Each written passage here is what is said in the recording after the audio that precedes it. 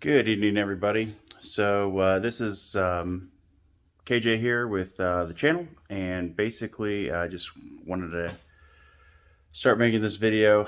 Wasn't how I planned it, but this is basically what's going to happen. So as you can see, I've got some stands there in the back, and pan down here, got a bunch of stuff, tools to take to my parents' house tomorrow. Basically, Brandon is going to start working on the long arm kit for his WJ, so that'll be awesome. The only thing is I was supposed to be off work, but had a coworker have to call off because of COVID, so basically half my day is going to be shot. So I don't know how much video I'm going to get as far as doing the actual install, but hopefully he can get some of the stuff in as far as like the cross members and the rear mounts or something, or you might tackle the front and then do the back. I don't know what his plans are. So kind of bummed I'm not going to get the footage that I was planning on. So just trying to wrap everything up here, get everything ready so that tomorrow I'm ready to go. So basically just getting all the tools together, and always seems like you can't find stuff. I mean, I'm fully admit not the most organized person in the world, but I'm missing a couple tools. So hopefully I can scrounge those up real quick, get them organized, and be ready to go. So it's a little late. It's almost midnight now, so I'm gonna have to wrap this up and go to bed because some of us have to work in the morning. So I'll talk to you later. Hey everybody, so finally made it to the garage. We've been working here for probably about, what, 2 hours or so since I got here? Yeah. So a little slow going. The caps that go on the lug nuts on the wheels, Brandon, I guess, was fighting with those for a while. So great design there, Jeep. Got the center cross member in. Basically starting to disassemble the front end, get everything on there. So tried to reposition some of these jacks and everything. It's going in pretty well. It's the Rough Country long arm kit for the WJ. So I'm going to flip around here and kind of show you what we're working with. All right, everybody. So there is the center cross member. There's Brandon. Say hi. Hey. So he's getting the flag nuts in there. The nice thing with the cross member is it's got what is it, 8 bolts that are already there from the factory. Yep. So it makes it really easy to get it installed, and then it's got 2 more per side that you have to drill a relief hole and then put the flag nuts in there, so you can put more bolts up into the chassis and make everything nice and secure. So we're going to keep working on here and try to get these front long arms in, and then start working on the back.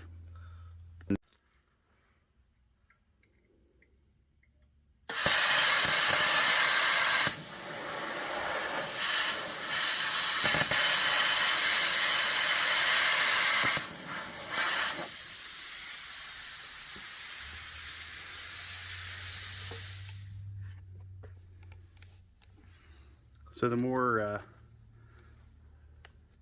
It's cutting. okay.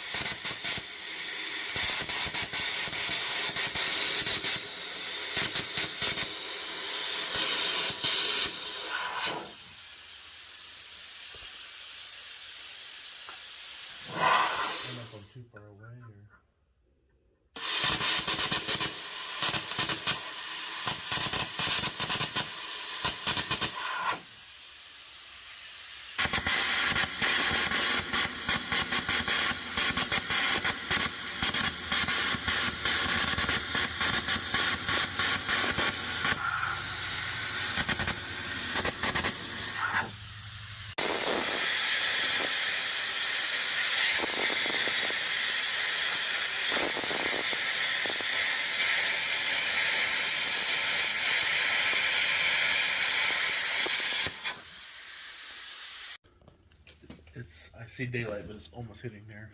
Yeah. Alrighty, everybody. So the front is installed. Got everything just loose. Gonna wait until we get everything tightened down. Has to be under the weight of the vehicle. So once we get tires on and everything, we'll put it on the ground and basically get everything squared away. Did have to measure a few times here for the track bar. You wanted to center the axle, of course. So all in all, we've been doing, how long, Brandon, you'd say? Probably about, what, 5 hours now? Yeah. So about 5 hours to get this done where we're at. So it's kind of tedious work, but so far so good. Nothing too major. Only got so far one bolt has broken. So I call that a win, especially on a Jeep in the Rust Belt. So next we're going to start on the back and see how that one goes. Got to reposition the hoist again, make room for the rear control arm mounts. So we're going to get to it. All right, everybody. So we are done for the night. It's about 10:30, so we'll probably get home about 11:30 midnight after we clean up and everything. So this is a project, or progress so far, rather. We got the front pretty much completely installed. The only thing I've got to do is throw on the shocks. And then for the back, we've got the upper completely done. And then we have to do the rear mounts are on, the lower rear mounts are on as well. I'll get under here. It's a little dark. Yeah, hit that light if you would. Wow. There we go. Oh. So got the lower mounts here. Lower arms are on. Uppers on as well. The Batwing thing they've got going on there. And so just got a few things to button up under here. And then the instructions said to drill holes for this. Let me see if I can get it up here for you guys. So right here on the side, it says to drill holes in your frame and then use the flag nuts in there. I'm not gonna lie, that sounds like a lot of work. So Brandon here is a very accomplished welder, so he's just gonna burn those brackets in, because you never really should need to take them out for anything. If he ever scraps this Jeep, we'll just cut them off and put them on the next one, I guess. So yeah, just wrapping up for the night. It's been a long day. So I'm going to come back tomorrow and do some finishing touches here, and basically we'll get it out of the garage and off the lift, and hopefully on the trail soon, so we can see the improvement of having the long arms. So good night, everybody. We're tired, and we'll see you tomorrow. Good morning, everybody. It is about 10 o'clock, and I am getting ready to head out to my parents' house.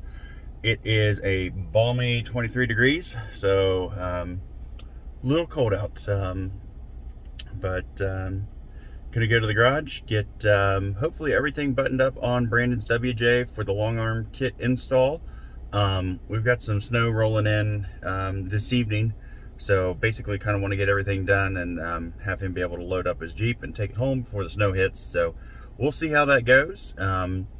Next clip here, we're going to be an hour to get to the my folks' home, but it'll just be a snap of the fingers for you guys. So we're going to get back to the build, and I will see you there.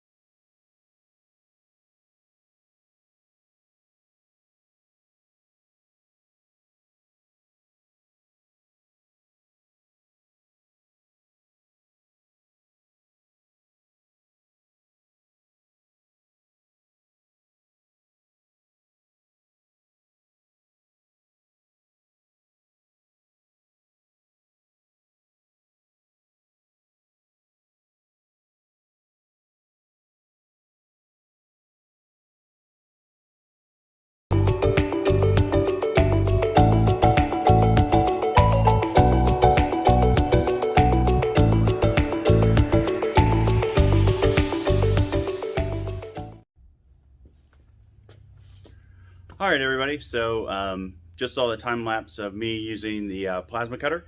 I got this one off of Amazon. It was about, I believe it was like 375, 380. Definitely designed for like a hobbyist like myself. I will tell you, it works so much better on 220 than it does on 110. The brackets that I was cutting off there for the rear lower control arms from the factory, they're kind of in a little bit tighter spot than the front ones. And the biggest thing is I was fighting the exhaust on the passenger side, but driver's side, as you can see, I mean, it took me way less time, but the spark seemed like it penetrated the metal a lot better. And if you're going to use one, 220 is the way to go. Yes, it will work on 110 if you have to, but 220 was a lot nicer. So now I'm going to grind those cuts that I made off, make them so they're not sharp or anything, and throw some paint on it, and that part will be done. After that, we got to throw on springs and sway bar extensions, and then shocks, and maybe a couple other little fiddly bits, and I think we're done. So this has been a big project. I knew it would be going in, but basically, if you are comfortable with wrenching on your vehicle, a long arm install, it is a little bit more involved, but installing any lift kit on a Jeep, especially ones like the WJ here, and that includes your TJs, XJs, ZJs. You can do this in your garage on jack stands. I've done it on my ZJ. That's how I did it before we had the hoist. Hoist makes everything a lot nicer because you're not crawling around on the ground all the time. But to get the most out of your vehicle, as far as a Jeep, you know, the lift is one of the top priorities, and it's what most people do. I mean, next to wheels and tires, lift is, you know, what they talk about. So I'm going to get back to it, and we will basically get you another, maybe a couple videos on progress here in a little bit. Thanks.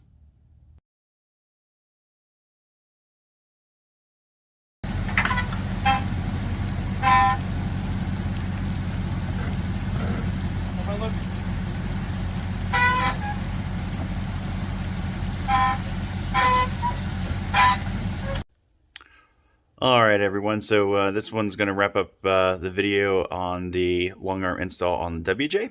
I was going to try and get some more footage. A lot of it was just tedious stuff, just, you know, tightening bolts, making sure we've did everything, you know, not missing a control arm or something like that. So, and then I was going to get some video of us on the way home, because as you can see in the background, it's snowing, and it's snowing a lot, and I'm excited because it's perfect Jeep weather. That's a great thing with the Jeep. It's always perfect Jeep weather. Wintertime, perfect. Summertime, take the doors off, top off, perfect. So got Brandon over to his house, and got his Jeep unloaded there. I will tell you, I'm a little disappointed. I thought that it was going to be a little bit higher on the lift, but with the WJ, the gas tank does stick down pretty low compared to other Jeeps like my ZJ.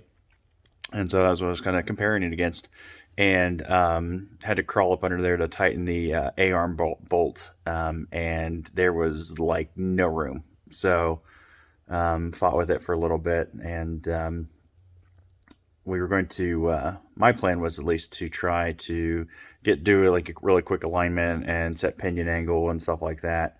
But with the weather coming in, we just decided to load up and get out of Dodge. So made it home. Took about an hour and a half. It normally takes about an hour. It was one of those times where, you know, what lane am I? I don't know. Am I on the road? Think so.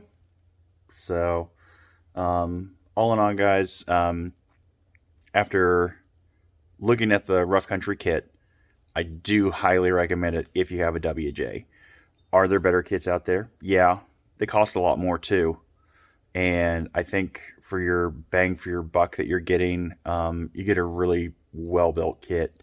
The only issue that I really had was properly aligning the rear shock lower mounts, because they kick them out to the side a little bit for better clearance and better articulation on the WJ, which makes sense. I mean, other lifts on like the Wranglers and stuff will do that too. So it was kind of cool to see, but it was also a pain in the butt lining everything up. So if you've watched this far, I appreciate it. Please like, comment, subscribe. We're gonna do some trail videos, so you guys can kind of see the difference between the budget boost and the long arm kit. And I think it'll be really cool to see how much better the long arm kit does, because there is a ton, and I mean literally a ton of travel. It's a 4-inch kit. You could probably run 6 to 7 inches. The only limiting for Brandon is his drive shafts. So I think maybe sometime in the future might do an axle swap, but you know, that stuff always costs money. So like I said, appreciate it, guys. Hope everybody has a great night, and I'm gonna go get some food and enjoy this beautiful weather. So talk to you later.